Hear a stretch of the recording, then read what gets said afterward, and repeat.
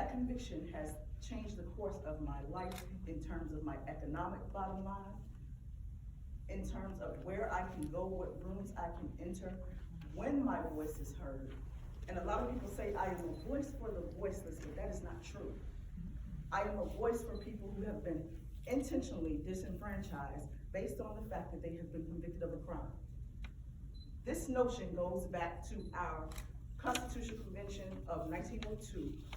At the end of slavery, people had to come together right here on the banks of Richmond, Virginia, to say, how do we disenfranchise people who are newly freed slaves?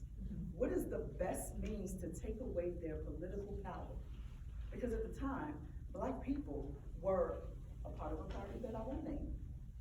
But we had the political capital to make changes in our society that were necessary based on all the things we care about. Climate justice, environmental justice, immigration rights, reproductive freedom, civil rights, voting rights, housing, food justice, whatever you care about, all started at the cornerstone of democracy with the vote. And that vote has been under attack since slavery ended by means of mass incarceration, by means of felonization, by means of gentrification, by means of taking away political power from people who should be at the table at all times. Who are those people? You are those people. I am those people. My children are those people, even if they are not of voting age. When we elect people to represent us, we tell them that we trust them to fight for what we care about, whether it is a street light or it is to change the course of history so that things like Roe versus Wade being annihilated 50 years later do not happen.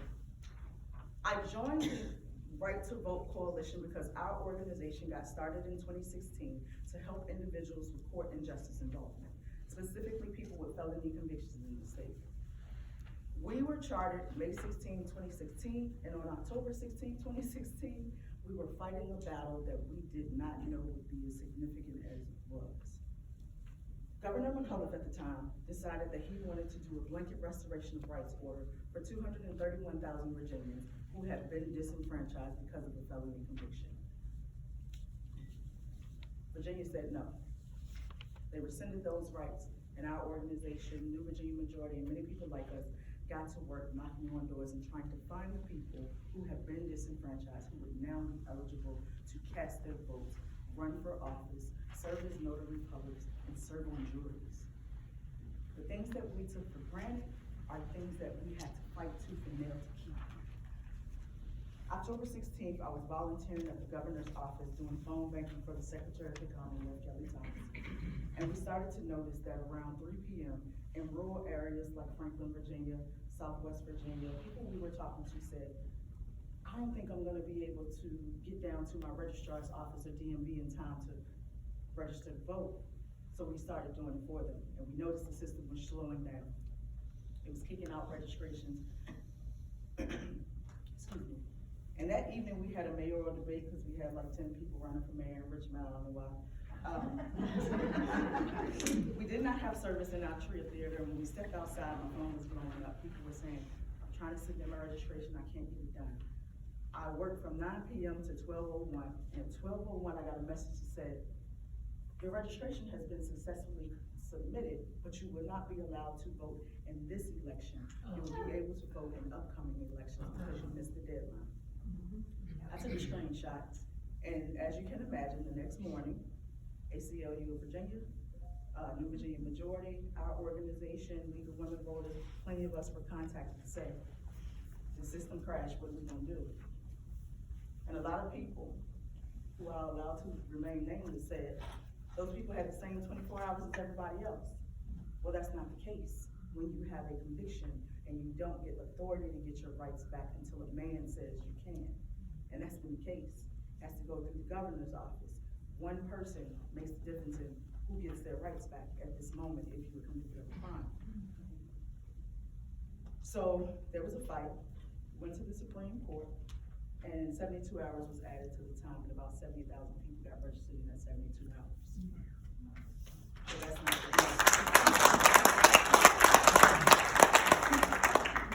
every single year, about 60,000 people are on probation and come off and are released from Department of Corrections, and they do not have their rights back. This year, yesterday as a matter of fact, the first step to getting SJ 223 passed happened in a very small committee on a 3-1 vote that said, we will make this process permanent and automatic for people who are coming out of Department of Corrections once they finish their sentence. The road is long. We are here now and we need support for people to step up and say, enough is enough. We pay taxes, we commit to our communities. The new generation of returning citizens pay into the communities that they have caused harm in. Enough is enough. In 2021, myself and Virginia Expungement Council were party that helped get the first ever Virginia record sealing bill passed in the state of Virginia that says people convicted of a crime can have those crimes removed from their record so that they can have quality of life that matters. And not everybody qualifies, but we gotta start and we've never had it before. So what I say to you is stand up and fight for what you believe in, but do not let that stop at the ballot box or the absentee ballot. Fight this fight by serving on juries, running for office, supporting those who will stand in position and fight for us who run for office, and those who are in office now that do not represent what you use, vote them out. Be notary publics, be election poll workers, which I have done for the past 9 years, because we are under attack at every turn. At this time, I also partner with an organization called Sistas in Prison Reform, and I have a statement on their behalf because they could not be here today, and it will take about a second. Sistas in Prison Reform wholeheartedly believes in every Virginian having the right to vote, including incarcerated individuals and formerly incarcerated individuals.